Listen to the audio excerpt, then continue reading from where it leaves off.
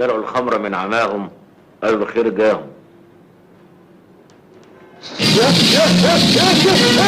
مساء الخير أصدقائنا أصدقاء محامي الشارع. في صحة 5 باب أربع وانسى الحساب. طبعا انت عارف النهاردة هنتكلم عن ايه؟ عن الخمور.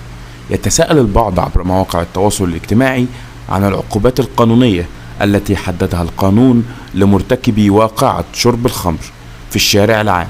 ووفقا للقانون رقم 63 لسنة 1976 في شأن حظر شرب الخمر، فقد اقتصر التجريم على تحضير الخمور في الأماكن العامة أو المحلات العامة والإعلان عنها بأي وسيلة.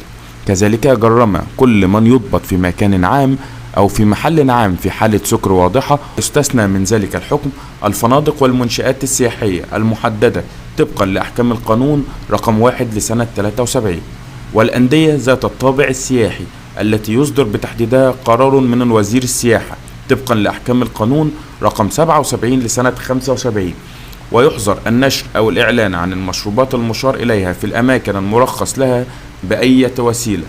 ويجازى كل من يكشف النقاب عن بيع الخمر حتى في الأماكن المرخص لها بذلك بالحبس مدة لا تزيد عن 6 أشهر وبغرامة لا تجاوز 200 جنيه أو بإحدى هاتين العقوبتين. يجازى كل من يكشف النقاب عن بيع الخمر حتى في الأماكن المرخص لها بذلك مدة لا تزيد عن 6 أشهر وبغرامة لا تجاوز 200 جنيه أو بإحدى هاتين العقوبتين.